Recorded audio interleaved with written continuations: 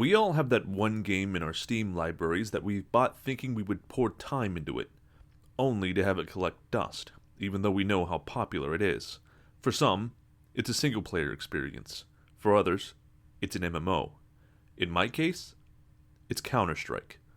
More specifically, Global Offensive.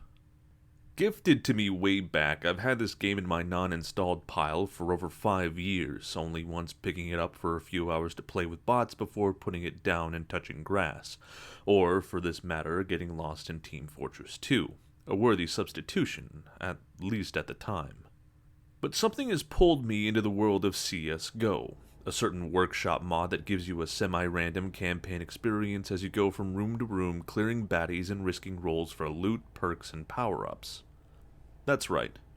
I'm talking about Rogue.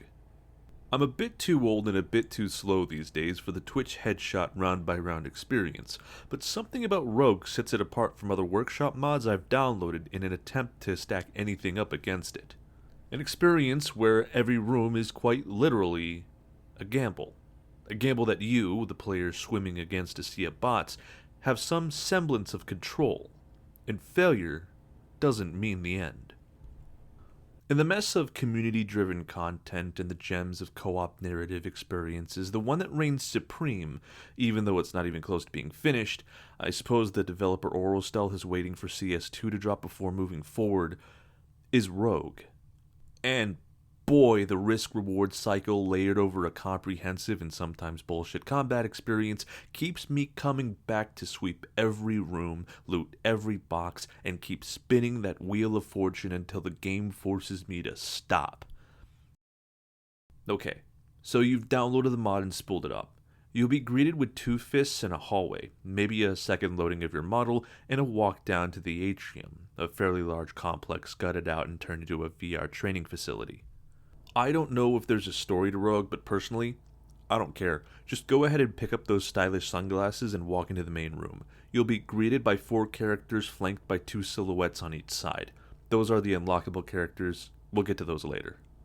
Now, between the characters that you currently have, which one should you choose? Vocalist with her ability to push enemies back with her scream, Wicked with his ability to run guaranteed crits for a short amount of time, Medic with his ability to self-heal, or Critic with her ability to summon wads of cash out of thin air. Critic. Always choose Critic. Even when you unlock the other characters, choose Critic. She's literally pay to win. So, after you picked your character, Critic, walk into the zone and load up to your first run. Okay, cool. Once you load in, hit F. I'm assuming you're using Critic, so there, instant cash boost. Recharge is at 20 kills, so there's no reason to hold back. Payout is based on crit chance, but don't worry about that. Just pick up your weapon from the dispenser and make your way out the door. The world is now your oyster. Have fun. Oh, and if you see chickens, shoot them. They add to your recharge, and there are some perks later on that take advantage of the little bastards. Bye. Alright, fine. I'll go into a bit more depth about the mechanics and enemy types. I won't spoil too much, I just want you to be prepared before you come back and say I didn't explain things out enough. So, let's break down what we have so far. The levels are broken up into chapters, with 2 chapters and a boss being the pattern, though the last few missions are still incomplete. These are the farm, the forest, and the floating islands. Look, I can't remember the exact names, but you get the gist. Every chapter after the first, you're given a choice between 3 gifts: health pickups, extra cash, and the ability to remove a red card. Or any card. Stick a pin in that and move on. No, literally, keep moving. You're better off passing through these kinds of rooms and carrying on through the level. Its value skyrockets the further you go in a chapter, and you can always come back and take what you need. Alright, whenever we start a run in Rogue, we always start at the farm, so to begin, we'll list off the lineup of enemies you'll come across there. Chickens. Though technically not an enemy, there's a caveat to this. Chicken kills recharge your character's special ability, and some perk cards allow to exploit them even further. Torchmen are the most basic enemy, muddling with low health and a slow swing.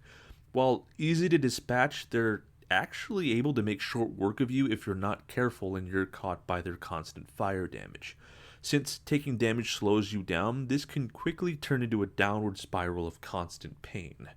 The next enemy is usually paired with these guys to cut you down. Fast. Paletero men, or as I call them, ice cream men. These dudes throw snowballs that do chip damage but blind you, slow you down, and spike your aim.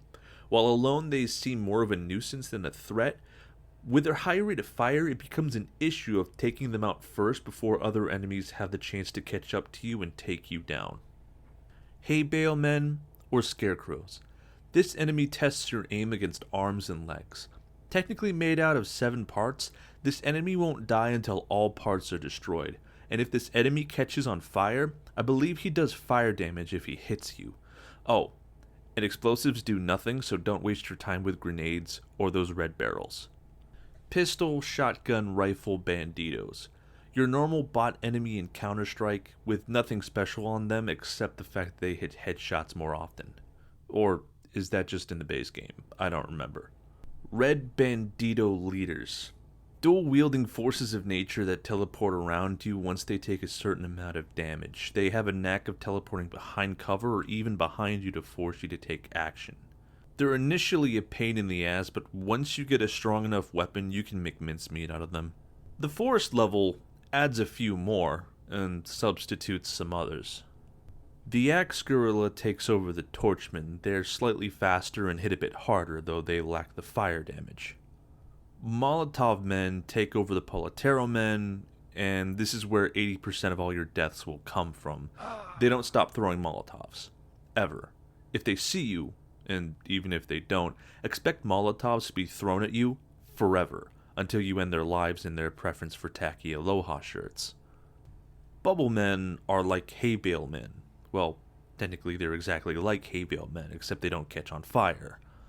Shotgun machine gun gorillas. Taking place of the banditos, though the red bandito carries over for some reason, they trade their low-tier guns to pick up Novas, Mag 7s, RPKs, and Negevs to hose you down until you're dead. Armored Arsonist.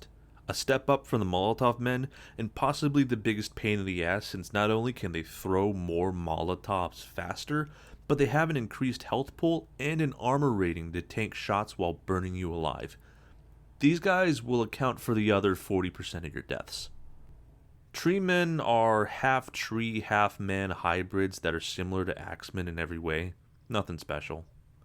Now, the floating island map mixes and matches from both pools. I can't remember the exact lineup, but it doesn't add anything new. Sorry. Okay, so when an enemy dies, they drop 2 things. Money and XP. Money is used for spending on things you get from bonus rooms, which don't carry over when you die or beat the current last level. XP, on the other hand, is another currency that is carried over from match to match and can be spent after a run on bonuses and upgrades.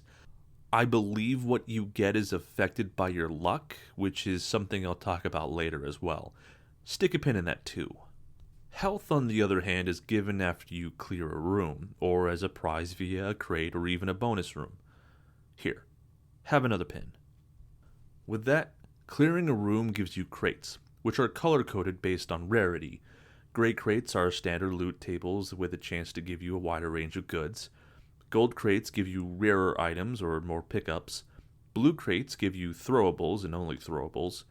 Green crates include health and money, and purple crates give you discs. You can also find crates by shooting larger crates, dropping either a blue, green, or purple crate depending on your luck. Be warned though, as gray crates can also toss bombs at you, depleting your health if your luck is terrible. Alright, let's talk about bonus rooms. I'll lump in the first room you get after finishing each chapter after the first as well into that pile. You get quite a few types of bonus rooms along with some upgrades in the atrium. I don't remember all of them, so I'll just give the cliff notes. Chapter Prep Room. You get to choose between 3 bonuses: extra health pickups, extra money, or the ability to remove a card. Keep that room from use as long as possible by skipping past it. Its value gets exponential the further you go before exiting the level. Just remember to come back, like we will. Oh look, a pin. Here, it's yours. Negative Choice Room. You get to choose between 2 or 3 pairs of items. One of them is a bonus, the other is a detriment. Detriments can be hidden from you depending on the power of the bonus. Choose one and the others burn up. Positive choice room. Same deal, but there's no downside or hidden deals except the fact that the other choices burn up when you pick one. The storeroom. This is where your money is used to buy goods to help you on a run. Normally, they come with 3 main choices and a bonus double deal with a random set either at a discount if a negative item is attached, or a markup if a positive item is attached. Spend wisely, as you'll have choices between cards, discs, and blueprints. Disc room. This room contains a single purple crate with a disc. You find these after boss battles as well. There's no downside to them, just don't pass them up. And lastly, we come to the Wheel of Fortune. Ugh. So this thing feeds my habit. Each spin costs $25, but you get to spend $100 to wipe out a negative zone with a cost increased by $20 for each wipe. With players holding big wads of cash and nothing to spend it on, you can easily burn through your pocketbook by wiping 2 to 3 zones and forced exits and then rolling a few times before wiping out more red zones. But, depending on your luck stat and some smart plays, you can easily spend 5 minutes just spinning the wheel before the game decides you've had enough and sends you away with more money, cards, blueprints, and discs than you've ever dreamed of. Well, at least for that run. Okay, now, cards. They come in 3 flavors, white, gold, and red. Well, technically purple is added to that, but those are basically abilities, though they can be affected by red cards. Whatever. Let's continue. White cards are cards you want, with bonuses that allow the run to go a bit smoother. They aren't outright I win buttons, but with enough of them, or paired with the right gold card, it can soon become one. Gold cards are what you actually want. Some are near instant wins on their own, others allow you to turn a bad run into a god tier run depending on when you get it. Red cards, or curses, are cards you don't want. Most are just meant to annoy you, but others can easily grind progress to a halt. Now, remember the chapter prep room I talked about earlier? Yeah, you can burn up those red cards with the remove a card option. Whenever you get one that has the potential to kill a run, clear the room you're on and fall back to the first room to get rid of it. You can also get rid of white and gold cards if they're not to your liking. Certain upgrades don't exactly fit well with certain playstyles. I don't think there are any red card unlocks, but gold and white cards can be unlocked via completing certain challenges in the form of booster packs, and they can be bought from the upgrade section of the VR atrium. Any booster packs you open can be taken on the spot during a run, and a few even carry over to your next save if you start a new one. Blueprints come in 3 flavors as well: primary, secondary, and throwable. These things can show up in any crate, though can get pretty specific depending on the crate's color. Not much can be said, though. If a weapon is better than yours, take it. If not, drop it. This mod seems to have a preference for shotguns and automatic weapons, since combat tends to take place in between zones of tight cover and force you into setting up chokes rather than vantage points. Oh, and you can only carry 100 grenades. You think it's a lot? But with the right perks, you can be sure to hear the clinking of extra explosives dropping at your feet the moment you reach that limit. Discs come in a variety of flavors depending on stat, strength, combination, and cost. From what I've seen, and my memory is a bit spotty on this, green increases your health, lavender increases technology, which determines your healing, orange increases damage, black increases crit, and blue increases luck, while combo discs mix colors based on the primary stat, while red are just negatives. I'll say this though, if you have the potential to get your hands on a luck disc, get it, or save up cash to get it, even if it's expensive and tied to other stats or even negative discs, because this game runs on the luck stat. It's actually embarrassing how easy a run can get with a plus 30% luck stat. And with that, we can finish with talking about stats. Sure, you get a bunch of parameters about your character and even more when you dig deeper, but on the surface, there's only three stats you need to be worried about and require focus on: damage, health, and most importantly, luck. Sure, technology determines the healing bonus from health pickups, and crit damage determines how hurty headshots are, but in a mod about maximizing a run, you're not going to be too bothered when you're playing smart and clearing house. As I've said before, luck basically determines whether or not you're going to fail a run. Too low of a luck stat and you'll be met with garbage loot, if you get any at all. Sadly, the threshold to a bad run based on luck, from what I've seen anyway, is negative 11%.